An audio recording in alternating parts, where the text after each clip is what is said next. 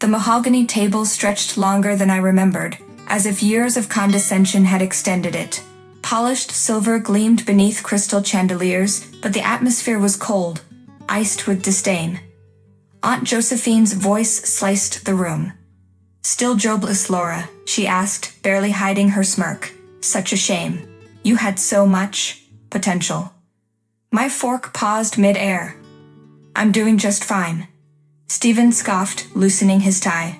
"Fine? You turned down my offer at Vireo, twice. You'd have been stable by now." "Stable," I echoed, "isn't always progress." He grinned. "Or maybe you're just not cut out for real work." Laughter flickered around the table. They didn't know. I looked at my watch. Right on cue. The butler appeared, silver tray in hand. On it, Fortune magazine, face down. Aunt Josephine took it with flair. "Let's see which lucky soul made the cover this." Her voice broke. There I was. Laura Grace Sterling, the silent billionaire behind Spectre Innovations. The silence that followed was exquisite. "I guess," I said calmly, taking a sip of water, "garage coding wasn't such a bad idea after all." Forks clinked. Stephen's face drained of color. They had mocked a ghost. Now the ghost had come to dinner with the crown. Stephen's wine glass trembled as he read the subheading aloud. Laura Grace Sterling, $34 billion empire built in silence. "You bought my company?" he stammered, eyes wide. I nodded slowly. "As of this morning, page 42, lower right, Vireo is now a Spectre subsidiary." The room shifted, chairs creaked, jaws tightened. Aunt Josephine dropped her fork. "Impossible," she whispered. "You lived in a shoebox apartment." "A penthouse disguised as one," I said.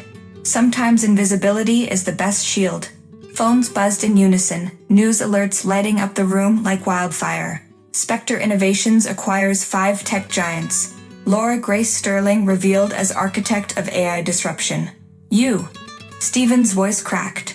"You've been running everything? And you were too arrogant to notice." I leaned forward. "Remember when you said I'd never understand market disruption? I was rewriting the industry." My mother, pale and silent until now, set her glass down with a trembling hand. "Laura, why didn't you tell us?" I met her eyes calm. "Because none of you ever asked." The truth settled like thunder. I hadn't wanted the crown. I'd only wanted to be seen. But tonight, the throne had been forced upon me, whether they liked it or not. The lights dimmed. A soft hum filled the dining room as a shimmering holographic display bloomed above the table, bathing shocked faces in cool blue. "This," I began, gesturing to the floating interface, "is LUX. It's Spectre's next leap, an AI interface that eliminates the need for phones, screens, or even keyboards." Cousin Ethan blinked. "You're replacing smartphones. Reinventing human connection," I corrected. "And tonight you must choose." I turned, locking eyes with each of them. Option 1, walk away. Live your lives as before, uninvolved. Option 2, join Spectre. But from the bottom. No titles, no perks. You earn your place. Selena scoffed. "You expect me to start as what? An intern?" "If you're lucky," I said coolly. A hush fell. Even Stephen stared, lips pressed tight. "There's no nepotism here," I continued. "This empire was built on silence, sweat, and solitude. You enter with humility or not at all." The hologram flickered, displaying a countdown. "You have until midnight." Gasps echoed. The timer ticked down. 3:21:07. The future wasn't knocking, it was crashing through the gates. And I, the ghost they'd mocked, was holding all the keys. Midnight struck. The holographic countdown vanished. Silence blanketed the room, until Stephen stood. "I'll start wherever you need me," he said, voice firm.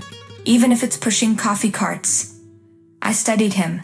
Not groveling, just grounded. I nodded. "Application goes live at 8 a.m. Welcome aboard." Selena rose next, lips curled in practiced charm. "If I join, I assume there's a social media department, something public-facing. I could help brand." "No." I didn't blink. "You'll start in analytics, if accepted. Behind a desk. No cameras." Her smirk faded. Later, Aunt Josephine approached me privately. "I never saw you coming, Laura," she said softly, "but I'd like to see where you're going." I led her past the silent family to the garden gate. A sleek black car waited. She followed me to the real headquarters, far from public eyes. As the elevator opened into Spectre's core lab, she gasped at the sight.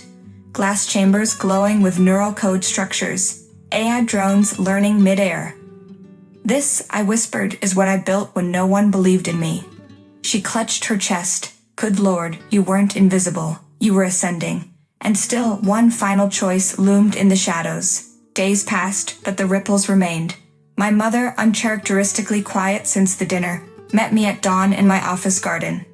"I fail to understand your silence," she said, placing a trembling hand on mine.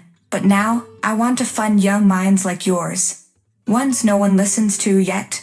I nodded, a lump forming. "Then let's build that together. A development fund. Global. Anonymous support, real impact." Across town, Uncle Martin tried to strike back, launching a flashy AI startup overnight. But by noon, a quiet cease and desist arrived. Spectre owned every critical patent he'd attempted to license. He crumbled in silence, never replying. And yet, it wasn't revenge that satisfied me. It was the quiet evening I spent in Spectre's observatory, watching our new interns, brilliant, overlooked kids, sketch ideas under the holographic stars. Stephen passed by, handing me coffee. From the cart, he smirked. "Earned." I laughed, real and full. Not a ghost. Not a failure. A builder of empires from silence. It once looked down on me. Now, the world looks up.